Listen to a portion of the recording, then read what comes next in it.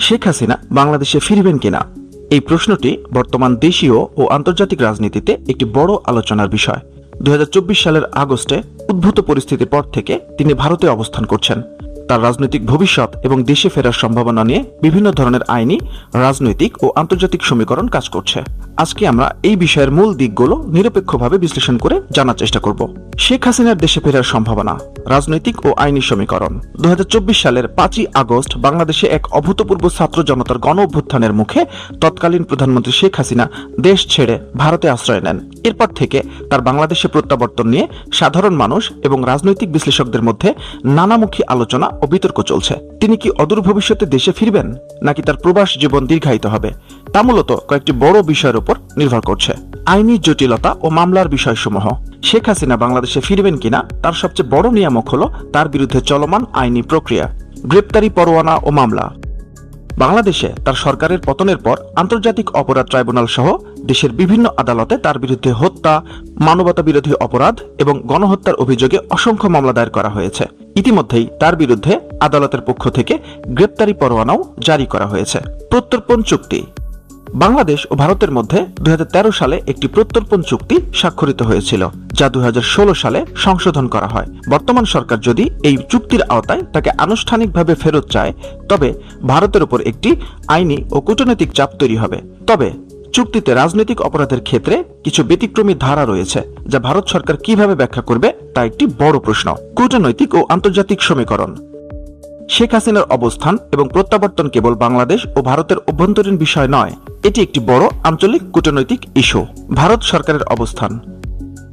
ভারত শেখ হাসিনাকে দীর্ঘদিনের নির্ভরযোগ্য বন্ধু রাষ্ট্রনায়ক হিসেবে বিবেচনা করে। বর্তমান পরিস্থিতিতে তাকে রাজনৈতিক আশ্রয় বা সে দেশে থাকার সুবিধা দেওয়া ভারতের জন্য একটি কৌশলগত সিদ্ধান্ত। তবে বাংলাদেশের বর্তমান ও ভবিষ্যৎ সরকারের সাথে দ্বিপাক্ষিক সম্পর্ক স্বাভাবিক রাখার স্বার্থে ভারতকে এই বিষয়ে অত্যন্ত সতর্কতার সাথে পা ফেলতে হচ্ছে। অন্যান্য দেশে আশ্রয়ের চেষ্টা।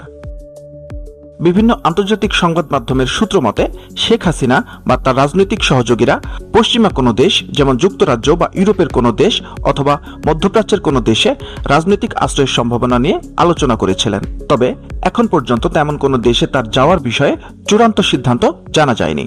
আওয়ামী লীগের রাজনৈতিক ভবিষ্যৎ ও কৌশল। দলীয় প্রধান হিসেবে শেখ হাসিনার ফেরার বিষয়টি তার রাজনৈতিক দল বাংলাদেশ আওয়ামী লীগের পুনর্গঠন কৌশলের সাথেও জড়িত। নেতাকর্মীদের মনোবল। আওয়ামী লীগের একটি অংশের ধারণা, দলীয় প্রধান দেশে ফিরে আইনি লড়াই বা রাজনৈতিকভাবে পরিস্থিতি মোকাবেলা করলে মাঠ পর্যায়ের নেতাকর্মীদের মনোবল ফিরে আসতে পারে। ঝুঁকি বিশ্লেষণ।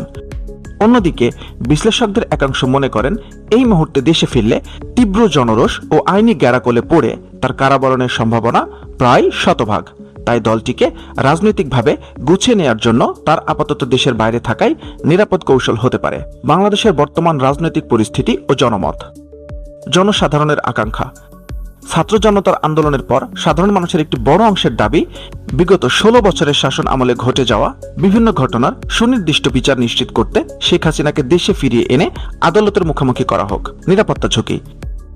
এই মুহূর্তে দেশে ফিরলে তার ব্যক্তিগত নিরাপত্তা নিশ্চিত করা এবং আইন শৃঙ্খলা পরিস্থিতি স্বাভাবিক রাখা যে কোনো প্রশাসনের জন্যই একটি বড় চ্যালেঞ্জ হবে।